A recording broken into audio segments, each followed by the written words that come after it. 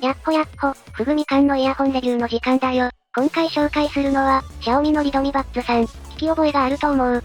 おとといリドミバッツさんプロを紹介したからな。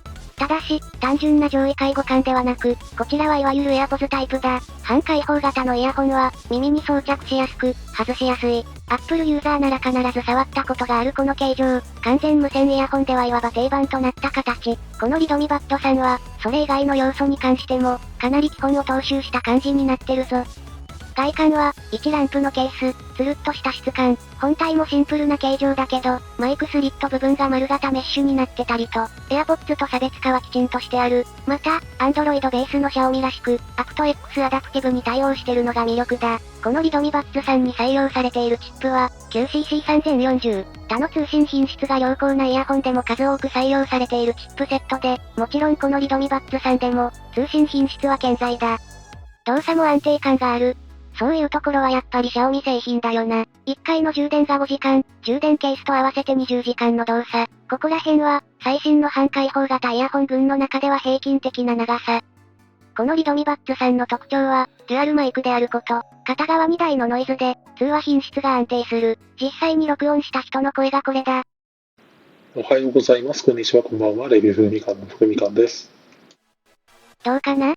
人間の声自体は結構しっかり捉えられてると思う。また、今回はパソコンで録音したんだけど、スマホで通話した時により良い結果を残す完全無線イヤホンは結構ある。もしかしたら、そっちのタイプかもしれないな。音質について見ていこうか。本機は、12mm の複合振動板を採用した、1台のダイナミックドライバーを採用する。12mm 箱のタイプのイヤホンでは、小さい部類に入るな。低音などが派手に出すぎず、全体にまとまった音になる傾向があるぞ。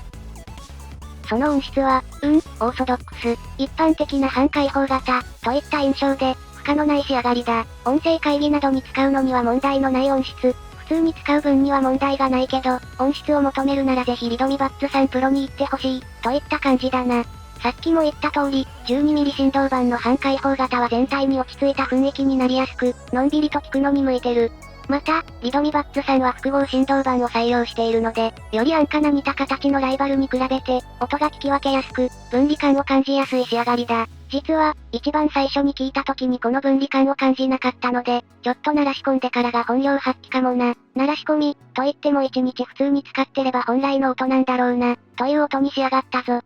同じ 12mm の振動板を持つ、半開放型の中では、少しくっきりとボーカルが聞こえたり、そんな調整が入ってるように感じた。というわけで、全体に扱いやすく、低価格にまとめた1台。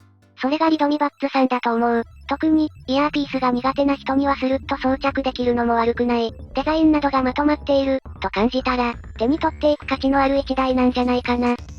と、こんなところだな。このタイプのイヤホンは各社完成度が高く、しのぎを削ってるんだけど、このエアバッツさんはきちんと基本的な要素をすべて備え、音質にも偏りがないので、癖を感じずに使える1台だと思う。そろそろ買い替えを検討している人に、長い友達になると思うぞ。と、いったところで今回はここまで。TWS は本当に安心して買えるようになったな。